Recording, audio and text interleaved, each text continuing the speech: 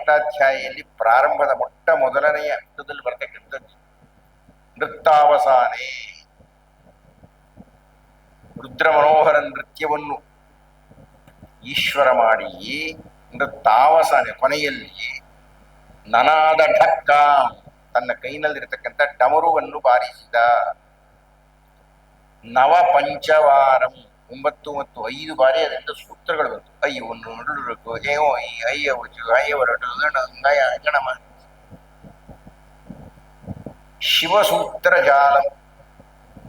ಈ ರೀತಿಯಾಗಿ ಶಿವನ ಡಮರುಗದಿಂದ ಸೂತ್ರಗಳು ಹೊರಗಡೆಗೆ ಬಂತು.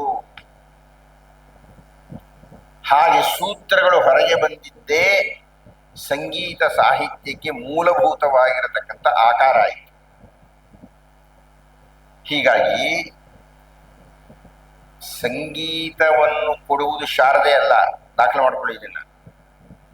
ಸಂಗೀತ ಗಾನ ಇಂತಹದ್ದು ನಿಮಗೆ ಬರಬೇಕಾಗಿದ್ದರೆ ಅದನ್ನು ಕೊಡತಕ್ಕ ದೈವ ಈಶ್ವರ. ಸರಸ್ವತಿ ಏನು ಅಂದ್ರೆ ನೀವು ಸಂಗ್ರಹಿಸಿದ್ದನ್ನು ರಕ್ಷಣೆ ಮಾಡುವಾಕೆ ಸರಸ್ವತಿ. ಸರಸ್ವತಿ ಪ್ರಧಾನ ಅಲ್ಲ, ಈಶ್ವರ ಪ್ರದಾನ ಮಾಡ್ತಾನೆ, ಸರಸ್ವತಿ ಅದನ್ನು ರಕ್ಷಿಸುತ್ತಾಳೆ. ಹಣವನ್ನು ಸಂಪಾದನೆ ಮಾಡೋದು ಮೊದಲು ಕಷ್ಟ, ಆದ್ರೆ ಒಂದ್ಸಲ ಹಣವನ್ನು ಸಂಪಾದನೆ ಮಾಡಿದ್ರೆ ಉಳಿಸ್ಕೊಳ್ಳೋದು ಮತ್ತೂ ಕಷ್ಟ, ಬಹಳ ಬೇಗ ಖರ್ಚು ಬಿಡ್ತಾ ಇರ್ತದೆ. ಹೀಗಾಗಿ ಸರಸ್ವತಿಯ ಅನುಗ್ರಹ ನಿಮಗೆ ಆಗಿದೆ ಅಂದ್ರೆ ನೀವು ಸಂಗ್ರಹವಾಗಿದ್ದು ಉಳಿದಿದೆ ಅಂತ, ಅದು ಯೋಗ. ಯೋಗ ಮತ್ತು ಕ್ಷೇಮ ಅಂತ 2 ಪದಗಳಿದೆ. ಯೋಗ ಗ್ರಹಿಸುವುದು, ಕ್ಷೇಮ ಉಳಿಸಿಕೊಳ್ಳುವುದು. ಹೀಗಾಗಿ ಒಬ್ಬ ಸಂಗೀತಗಾರ, ಒಬ್ಬ ಸಂಗೀತಗಾರ್ತಿ ತನ್ನ ಜೀವನದಲ್ಲಿ ಈಶ್ವರನಿಂದ ಗಳಿಸಿ ಸರಸ್ವತಿಯಿಂದ ಉಳಿಸಿಕೊಳ್ಳಬೇಕು. ಹೀಗಾಗಿ 2ರ ಸೇವೆ ಮಾಡಬೇಕು. ಇದು ವೇದ. ಮತ್ತೊಂದ್ಸಲ, ನಿಮಗೆ ಏನನ್ನು ಬೇಕಿದೆಯೋ ಇಷ್ಟಾನ್ ಭೋಗಾನ್, ನಿಮಗೆ ಬೇಕಾದ ಭೋಗಗಳನ್ನು, ಅದು ತುಂಬಾ ಮಂತ್ರಗಳಿದೆ, ಸಾವಿರಾರು ಮಂತ್ರಗಳಿದೆ, ನೀವು ಆಯ್ಕೆ ಮಾಡಿಕೊಳ್ಳಬೇಕು. ನಿಮಗೆ ಯಾವುದು ಬೇಕಾಗಿದೆ, ಏನನ್ನು ಗ್ರಹಿಸಬೇಕಾಗಿದೆ, ಯಾವುದರಲ್ಲಿ ನೀವು ಪ್ರಸಿದ್ಧರಾಗಬೇಕಾಗಿದೆ ಅನ್ನತಕ್ಕಂಥದ್ದನ್ನ ವೈದಿಕ ಮಂತ್ರವನ್ನು ಆಯ್ಕೆ ಮಾಡಿಕೊಂಡು ವಿನಿಯೋಗ ಮಾಡಬೇಕು. ಇಲ್ಲ ಯಜ್ಞದ ಮೂಲಕ ಮಾಡಬೇಕು, ಅಥವಾ ಧ್ಯಾನ ಸ್ಥಿತಿಯಲ್ಲಿ ವೈಯಕ್ತಿಕವಾಗಿ ಮಾಡಬೇಕು. ಹೀಗೆ ಮಾಡಿದರೆ ನೀವು ಏನು ಬಯಸ್ತಿರೋ ಸಿಗುತ್ತೆ ನಿಮಗೆ ಅಂತ ಭಗವದ್ಗೀತೆಯಲ್ಲಿ ಕೃಷ್ಣ 2ನೇ ಅಧ್ಯಾಯದಲ್ಲಿ ಹೇಳ್ಬಿಟ್ಟ. ಸಹಯಜ್ಞ ಪ್ರಜಾಪತಿ ಸೃಷ್ಟ. ದೇವತೆಗಳು ಮತ್ತು ಯಜ್ಞಗಳನ್ನ ಮನುಷ್ಯರ ಜೊತೆಗೆ ಒಟ್ಟೊಟ್ಟಿಗೆ ಹುಟ್ಟಿಸ್ತಾ ಪ್ರಜಾಪತಿ. ಸಹಯಜ್ಞ ಪ್ರಜಾ ಸೃಷ್ಟ ಪುರೋವಾಚ ಪ್ರಜಾಪತಿ. ಪ್ರಜಾಪತಿ ಈ ಆದೇಶವನ್ನು ಕೊಟ್ಟು ಈಗ ಮಾಡಿ ನೀವು. ಇದು ಆನೂಚೀನವಾಗಿ ನಮ್ಮಲ್ಲಿ ಬಂದ್ಬಿಟ್ಟಿರತಕ್ಕಂಥ ನಂಬಿಕೆ. ಸನಾತನ ಕಾಲದಿಂದಲೂ ನಾವು ಅದನ್ನ ವೈಯಕ್ತಿಕವಾಗಿ ಅಥವಾ ಸಾಮೂಹಿಕವಾಗಿ ಮಾಡಿ ನಮ್ಮ ಇಷ್ಟಾರ್ಥಗಳನ್ನು ಈಡೇರಿಸಿಕೊಳ್ಳುತ್ತೇವೆ. ಇಲ್ಲಿಯ ತನಕ ಅದು ಹಾಗೆ ಯಜ್ಞಯಾಗಾದಿಗಳ ರೂಪದಲ್ಲಿ ಬಂದಿದೆ. ಇದು ಒಂದು ದರ್ಶನ, ಇದನ್ನು ವೈದಿಕ ದರ್ಶನ ಅಂತ ಕರೀತಾರೆ. ಮತ್ತೊಂದ್ಸಲ ಮುಂದಿನ ಭಾಗಕ್ಕೆ ಹೋಗಕ್ಕೆ ಮುಂಚೆ ವೇದಗಳ ತುಂಬಾ ಇರತಕ್ಕಂಥದ್ದು ಪ್ರಾರ್ಥನೆಗಳು. ಆ ಪ್ರಾರ್ಥನಾ ಮಂತ್ರಗಳನ್ನ ವಿನಿಯೋಗ ಮಾಡುವುದು, ಯಜ್ಞದಲ್ಲಾದರೂ ವಿನಿಯೋಗ ಮಾಡಿ, ನೀವು ಜಪದಲ್ಲಿ ಆದರೂ ವಿನಿಯೋಗ ಮಾಡಿ ನೀವು ಬಯಸಿದ ಗುರಿಯನ್ನು ತಲುಪುವುದು. ಅದು ವೇದದ ನಿರೀಕ್ಷೆ, ಅದು ವೇದದ ಮಾರ್ಗದರ್ಶನ. ಆದರೆ ಮುಂದಿನ ಭಾಗ, ಆದರೆ ಕೆಲವರು ಅದನ್ನು ಮೀರ್ತಾರೆ, ಅದನ್ನು ಮೀರಬೇಕು ಅಂತ ಹೋಗ್ತಾರೆ. ಅವ್ರದ್ದೊಂದು ಪರಮ ಸತ್ಯವನ್ನು ಬೇರೆ ಅರ್ಥ ಮಾಡ್ಕೊಂಡಿದ್ದಾರೆ. ಏನದು ನೋಡಿ, ನೀವು ಮತ್ತೆ ಮತ್ತೆ ಪೂರ್ವಜನ್ಮ ಪಾಪ ಪುಣ್ಯ ನಾವು ಮಾಡತಕ್ಕಂಥ ಕರ್ಮದಿಂದ ಉತ್ಪತ್ತಿಯಾಗತ್ತೆ. ಹೀಗಾಗಿ ನಾವು ಈ ಜನ್ಮದಲ್ಲಿ ಹಿಂದಿನ ಜನ್ಮಗಳಲ್ಲಿ ಮಾಡಿರತಕ್ಕಂತಹ ಪಾಪ ಪುಣ್ಯಗಳನ್ನು ಅನುಭವಿಸುತ್ತೇವೆ ಅಂತ ಹೇಳ್ತಾ ಬಂದಿದ್ದೀರಿ. ವೇದಗಳಲ್ಲಿ ಅದು ದಾಖಲಾಗಿದೆ. ಪ್ರಶ್ನೆ ಇರತಕ್ಕದ್ದು, ನಮ್ಮ ಜೀವನದ ಘಟ್ಟಗಳೆಲ್ಲ ಘಟ್ಟ ಬೇಡ, ಪ್ರತಿ ದಿವಸದ ನಡವಳಿಕೆಯು ನಮ್ಮ ಜೀವನವೆಲ್ಲ ತುಂಬಿರತಕ್ಕಂತಹ ಕಷ್ಟ ಸುಖಗಳನ್ನು ಅನುಭವಿಸಲಿಕ್ಕೆ ನಾವು ಹುಟ್ಟಿರುವುದರಿಂದ ನಮಗೇನಾದ್ರೂ ಒಳ್ಳೇದಾಗ್ತಾ ಇದೆ ಅಂದ್ರೆ ಅದು ಪೂರ್ವ ಜನ್ಮದ ಪುಣ್ಯ ಕಣಪ್ಪ. ನಮಗೇನೋ ಸಂಕಟ ಬಂದಿದೆ, ಅಪರಿಹಾರ್ಯವಾಗಿದೆ, ವೈದ್ಯರಾಗಿರ್ತಾನೆ, ಅವನಿಗೆ ತನ್ನ ರೋಗವನ್ನು ನಿಯಂತ್ರಣ ಮಾಡಿಕೊಳ್ಳೋಕ್ಕಾಗಲ್ಲ. ಮಹಾ ಶ್ರೀಮಂತನಾಗಿರ್ತಾನೆ, ನೂರಾರು ಮನೆಗಳು ಕಟ್ತಾನೆ, ಮಾರ್ತಾನೆ, ಸ್ವಂತಕ್ಕೊಂದು ಮನೆ ಮಾಡ್ಕೊಳ್ಳೋಕ್ಕಾಗಲ್ಲ. ಯಾರೋ ಬಡವ ಒಬ್ಬನು ಅಲ್ಲಿ ಇಲ್ಲಿ ಸಾಲ ಮಾಡ್ತಾನೆ, ಒಂದು ಮನೆ ಕಟ್ಬಿಡ್ತಾನೆ.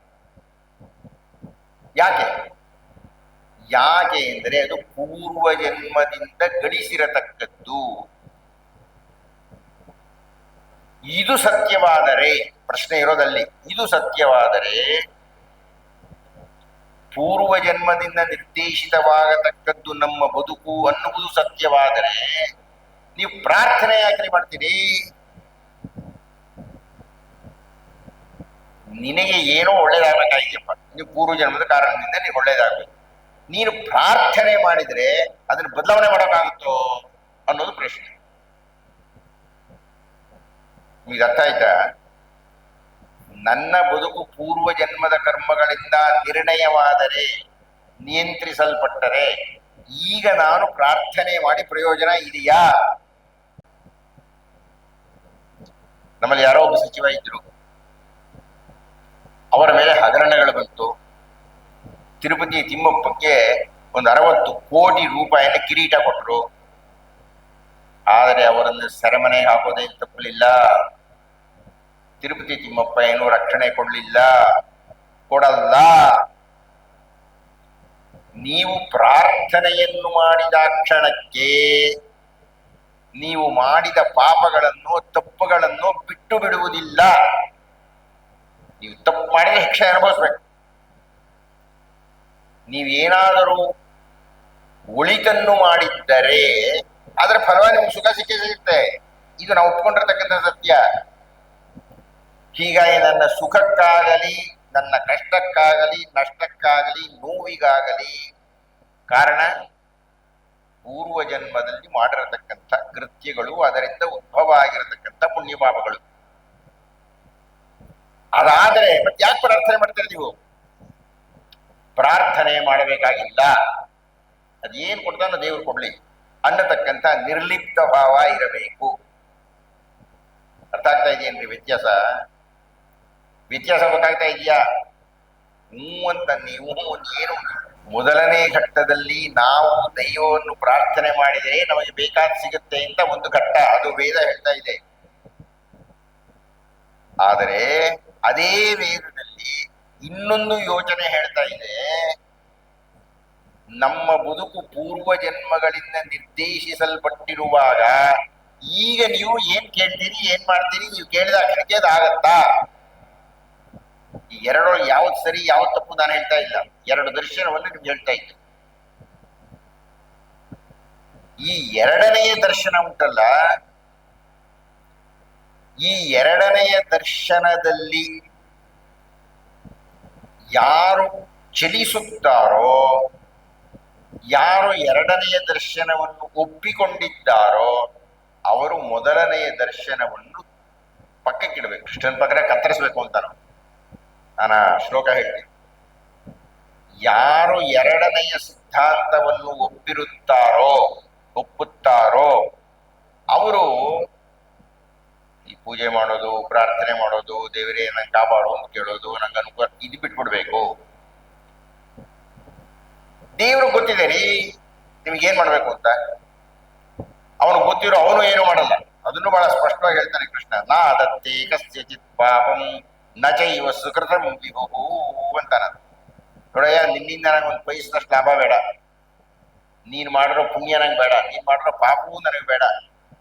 ನಾ ದತ್ತೇ ಕಸ್ಯಚಿತ್ ಪಾಪಂ ನ ಚೈವ ಸುಕೃತಂ ವಿಭು. ಆ ವಿಭು, ಆ ಕೃಷ್ಣ ನಮ್ಮ ಪುಣ್ಯದಲ್ಲೂ ಭಾಗಿಯಲ್ಲ, ನಮ್ಮ ಪಾಪದಲ್ಲೂ ಭಾಗಿಯಲ್ಲ, ನಾವೇ ಅದನ್ನು ಅನುಭವಿಸ್ಬೇಕು.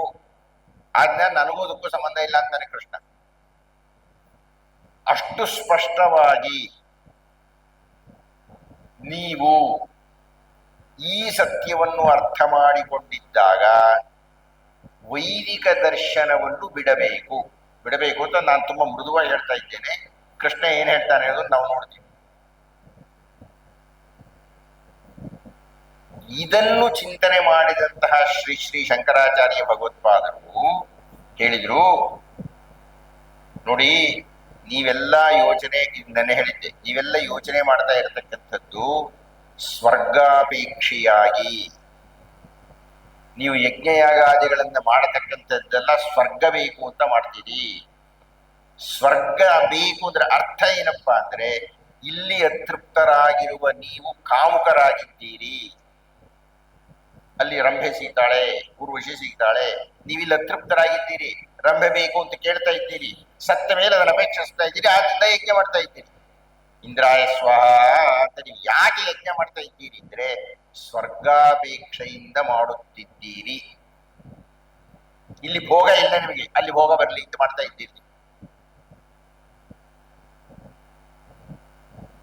ಅದು ಸ್ವರ್ಗ ಸಿಗಬೇಕಾ, ನರಕ ಸಿಗಬೇಕಾ, ಭೂಮಿಲಿರಬೇಕಾ, ಪಾತಾಳಕ್ಕೆ ಹೋಗ್ಬೇಕಾ, ಊರ್ಧ್ವ ಹೋಗ್ಬೇಕಾ, ಅದು ನಿನ್ನಿಂದ ಆಗುವುದಲ್ಲ, ನಿಮ್ಮ ಕರ್ಮಗಳಿಂದ ಆಗುವುದು. ಅದ್ ಬಿಟ್ಬಿಡಿ, ಅದೇನ್ ತಗೊಳುತ್ತೋ ಅದು ತಗೊಳುತ್ತೆ.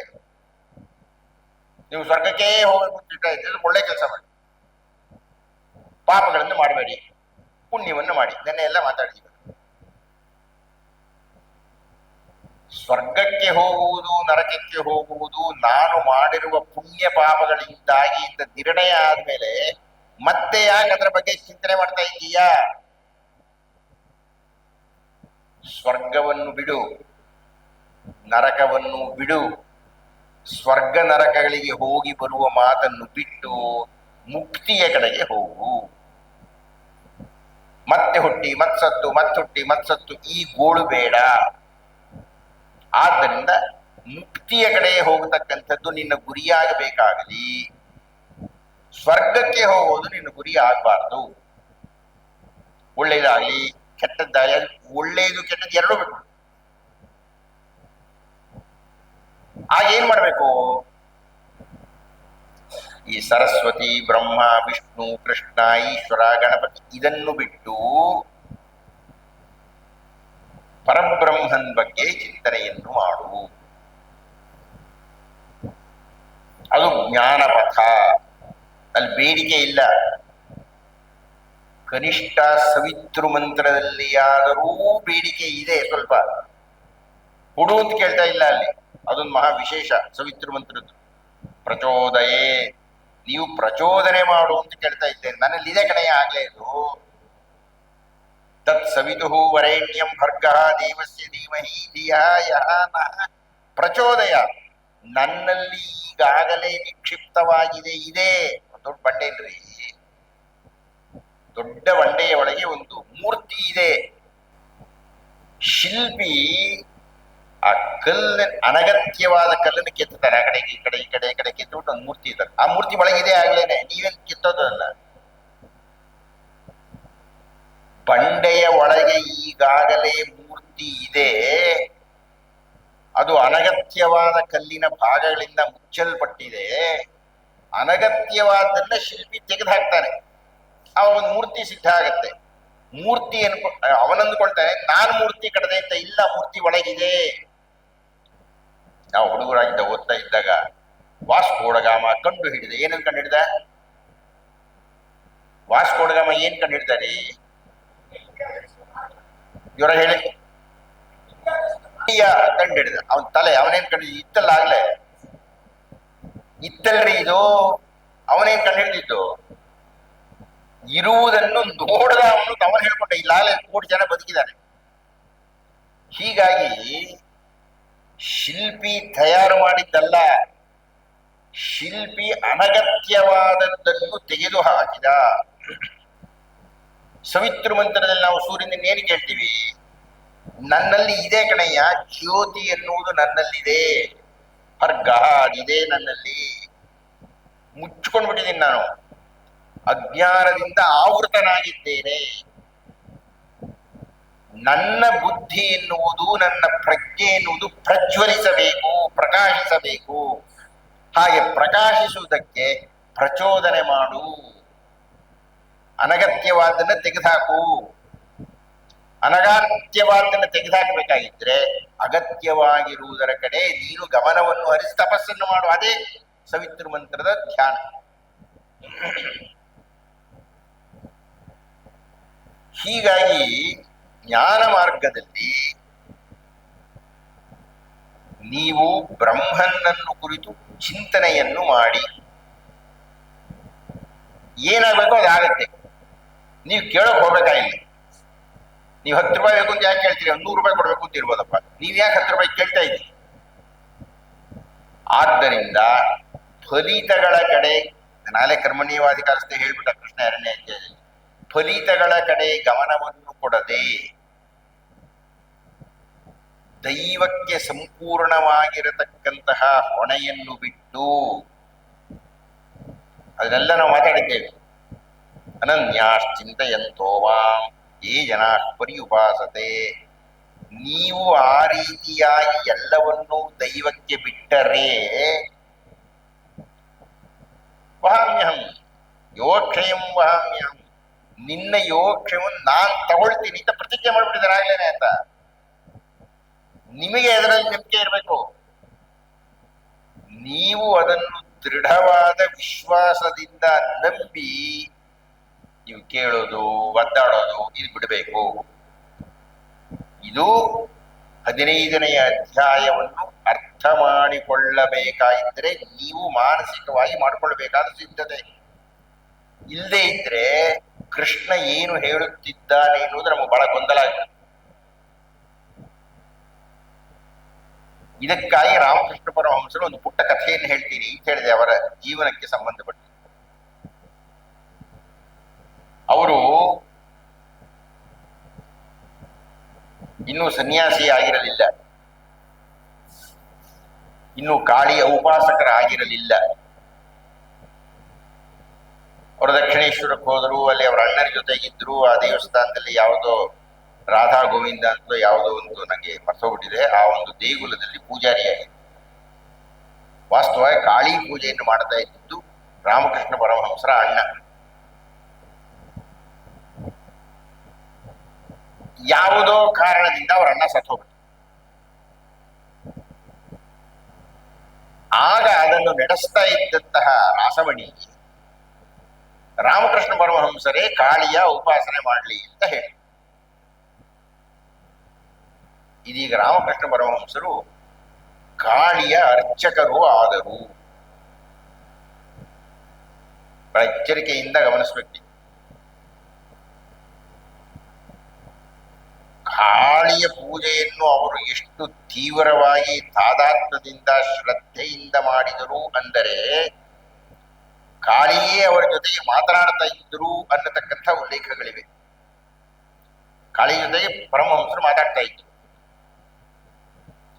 ಅಷ್ಟರ ಮಟ್ಟಿಗೆ ಕಾಳಿಯನ್ನು ಒಲಿಸಿದ್ದರು. ಆ ಘಟ್ಟವನ್ನು ಅವರು ತಲುಪಲಿಕ್ಕೆ ಒಬ್ಬ ವೈಷ್ಣವಿ ಬರ್ತಾಳೆ. ವೈಷ್ಣವಿ ಬಂದು ಉಪದೇಶ ಕೊಡ್ತಾಳೆ ಅವರಿಗೆ. ಕಾಳಿಯನ್ನು ಒಲಿಸಿಕೊಳ್ಳುವುದು ಹೇಗೆ, ಯಾವ ಮಂತ್ರದ ಉಪದೇಶ ಆಗಬೇಕು, ಅದರ ವಿಧಿ ವಿಧಾನಗಳು ಏನು, ಸುಮ್ಮನೆ ಒಲಿಯಲ್ಲ, ಅದಕ್ಕೆಲ್ಲ ಕ್ರಮಗಳಿದೆ ಪ್ರತಿಯೊಂದಕ್ಕೂ. ಅದನ್ನು ಆಕೆ ಆ ವೈಷ್ಣವಿ ರಾಮಕೃಷ್ಣ ಪರಮಹಂಸ, ಇನ್ನೂ ಪರಮಹಂಸ ಇಲ್ಲ ಅವರು, ರಾಮಕೃಷ್ಣರಿಗೆ ಹೇಳ್ಕೊಡ್ತಾಳೆ. ಆಕೆಯ ಮೊದಲನೇ ಗುರು ಆಕೆ, ಅವರ ಪರಮಹಂಸರ ಮೊಟ್ಟ ಮೊದಲನೇ ಗುರು ಆ ವೈಷ್ಣವಿ. ಹಾಗೆ ಕಾಲ ಮುಂದುವರಿಯುತ್ತೆ. ಇದು ಮೊದಲನೇ ಭಾಗ. ಇದು ಚೆನ್ನಾಗಿ ನೀವು ದಾಖಲೆ ಮಾಡ್ಕೋಬೇಕು. ಏನು ಕೃಷ್ಣ ನಮ್ಮಿಂದ ನಿರೀಕ್ಷಿಸುತ್ತಿದ್ದಾನೆ ಎನ್ನುವುದು ಅರ್ಥ ಆಗಬೇಕಾಗಿದ್ದರೆ ಪರಮಹಂಸರು ಯಾವ ಸ್ಥಿತಿಯನ್ನು ಮೊದಲು ಗ್ರಹಿಸಿದರು ಅನ್ನುವುದನ್ನ ತಿಳ್ಕೋಬೇಕು. ಪರಮಹಂಸರು ಒಬ್ಬ ಪೂಜಾರಿಗಳಾಗಿದ್ದರು, ರಾಧಾ ಗೋವಿಂದನ ದೇವಸ್ಥಾನದಲ್ಲಿದ್ದರು. ಅಣ್ಣ ಹೋದ ಮೇಲೆ ಕಾಳಿಯ ಅರ್ಚಕರಾದರು. ಕಾಳಿಯ ಅರ್ಚನೆಯಲ್ಲಿ ತೀವ್ರವಾಗಿ ಶ್ರದ್ಧೆಯಿಂದ ಆಪ್ತವಾಗಿ 100ಕ್ಕೆ 100ರಷ್ಟು ತಾದಾತ್ಮ್ಯದಿಂದ ಕಾಳಿಯ ಪೂಜೆಯನ್ನು ಮಾಡಿದರು. ಇಲ್ಲಿಯ ತನಕ ಕಾಳಿಯ ಪೂಜೆಯನ್ನು ಮಾಡಿದರು ಅಂತ ಹೇಳಿದ್ರೆ ಕಾಳಿ ಅವರ ಜೊತೆಗೆ ಮಾತನಾಡುವಂತಹ ಸ್ಥಿತಿಯ ತನಕ ಮಾಡಿದರು. ಅದಕ್ಕೆ ವೈಷ್ಣವಿ ಉಪದೇಶ ಮಾಡಿದ್ದಳು. ಇದು ಒಂದು ಘಟ್ಟ.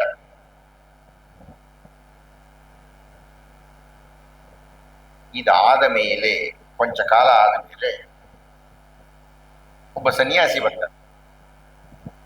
ಅವರ ಹೆಸರು ತೋತಾಪುರಿ ಅಂತ ಅವರ ಹೆಸರು. ತೋತಾಪುರಿಗಳು ರಾಮಕೃಷ್ಣರ ಹತ್ತಿರಕ್ಕೆ ಬರ್ತಾರೆ. ಈ ಪರಮಹಂಸರಾಗಬೇಕು. ಈ ಹೊತ್ತಿಗೂ ಯಾವ ಯಾವ ರಾಮಕೃಷ್ಣ ಮಠಗಳಿವೆಯೋ ಇಡೀ ಪ್ರಪಂಚದಲ್ಲಿ ಅವರೆಲ್ಲ ಪುರಿ ಸಂಸ್ಥಾನದವರು ಅಂತ. ಪುರಿ, ಭಾರತಿ, ಸರಸ್ವತಿ, ಪರ್ವತ ಈ ರೀತಿ ಹೆಸರುಗಳಿದೆ. ಅದರೊಳಗೆ ಪುರಿ, ಈಗ ಶೃಂಗೇರಿ ಮಠದಲ್ಲಿ ಭಾರತಿ ತೀರ್ಥರು, ತೀರ್ಥ ಅಂತ ಕರೀತಾರೆ. ವಿಧುಶೇಖರ ಭಾರತಿ ತೀರ್ಥರು. ಪುರಿ ಅನ್ನತಕ್ಕಂಥದ್ದು ಒಂದು ಸಂಸ್ಥಾನ. ಅದು ಬಂದಿದ್ದು ಹೇಗಪ್ಪ ಅಂದ್ರೆ ತೋತಾಪುರಿಗಳಿಂದ. ಹೀಗಾಗಿ ರಾಮಕೃಷ್ಣಾಶ್ರಮದವರೆಲ್ಲ ತೋತಾಪುರಿ ಸಂಪ್ರದಾಯದಲ್ಲಿ ಅದ್ವೈತಿಗಳಾಗಿ ಅದಕ್ಕೆ ನಡ್ಕೊಳ್ತಾರೆ ಇವತ್ತು. ಆ ತೋತಾಪುರಿಗಳು ಬಂದು ರಾಮಕೃಷ್ಣರಿಗೆ ಹೇಳಿ, ನಾನು ನಿನಗೆ ಅದ್ವೈತವನ್ನು ದರ್ಶನ ಮಾಡಿಸುತ್ತೇನೆ ಅಂತ ಹೇಳಿಸು. ಅದ್ವೈತ ಅನ್ನತಕ್ಕಂಥದ್ದು ನಾಮ ರೂಪ ಕ್ರಿಯೆ ಯಾವುದೂ ಇರಲ್ಲ. ಎಲ್ಲವೂ ಓಂಕಾರ, ಎಲ್ಲವೂ ಬ್ರಹ್ಮಾಂಡ, ಎಲ್ಲವೂ ಬ್ರಹ್ಮನ್. ನಾನು ಉಪದೇಶ ಮಾಡ್ತೀನಿ, ನೀವು ಜಪ ಮಾಡ್ಲಿಕ್ಕೆ ಶುರು ಮಾಡು ಅಂತ ಕಿವಿಯಲ್ಲಿ ಉಪದೇಶ ಮಾಡಿ.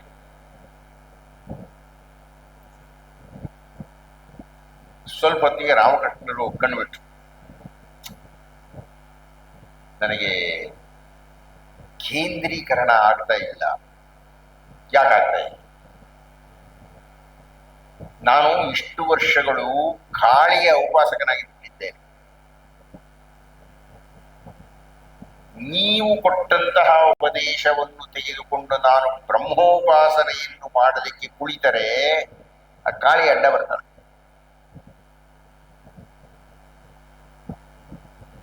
ಏನ್ ಮಾಡ್ತೀನಿ?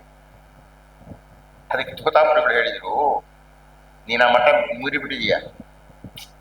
ಕಾಳಿಯ ಉಪಾಸಕನಾಗಿರೋದೆಲ್ಲ ಒಂದು ಘಟ್ಟ ಸರಿ. ಕಾಳಿಯನ್ನು ತಾಯಿಯಿಂದ ಕರೀತಾ ಇದ್ದೀಯ ಸರಿ. ಬೇಕು ಅಂದ ಕಾಳಿ ನಿನ್ನ ಜೊತೆಗೆ ಮಾತಾಡ್ತಾಳೆ ಸರಿ, ಎಲ್ಲವೂ ಸರಿ. ಆದ್ರೆ ಈಗ ನೀನು ಆ ಮಿತಿಯನ್ನು ಮೀರಿ ಮೇಲಕ್ಕೆ ಬ್ರಹ್ಮಾನುಭವಕ್ಕೆ ಹೋಗ್ಬೇಕು ಅಂತ ಇದ್ದೀಯ. ಅದು ಆಗಬೇಕಾಗಿದ್ದರೆ ಕಾಳಿಯನ್ನು ನೀನು ತಿರಸ್ಕರಿಸಬೇಕು. ಯಾಕೆ ಸ್ವಾಮಿ ತಿರಸ್ಕರಿಸೋದು? ಇಷ್ಟು ವರ್ಷ ಪೂಜೆ ಮಾಡ್ಕೊಂಡು ಬಂದಿದ್ದೀನಿ, ದಿನ ಬೆಳಗಾದ್ರೆ ಪಾತ್ರ ತಗೊಂಡಿದ್ದೀನಿ, ಪೂಜೆ ಮಾಡ್ತಾ ಇದ್ದೀನಿ, ಹೇಗೆ ಬಿಡೋದು? ನಿನ್ನ ಹೆಸರೇನು? ನನ್ನ ಹೆಸರು ಗದಾಧರ ಅಂತ ಅವರಪ್ಪ ಅಮ್ಮ ಇಟ್ಟಿರ ಹೆಸರು.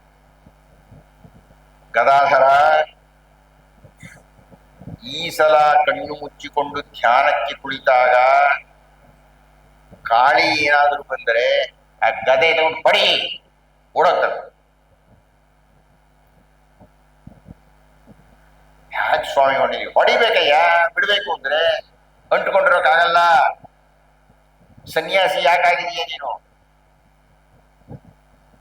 ಕಾವಿ ಬಟ್ಟೆಯನ್ನು ಯಾಕೆ ಧರಿಸಿದ್ದೀಯ? ಹೆದರಿಕೆ ಇಲ್ವಂತು.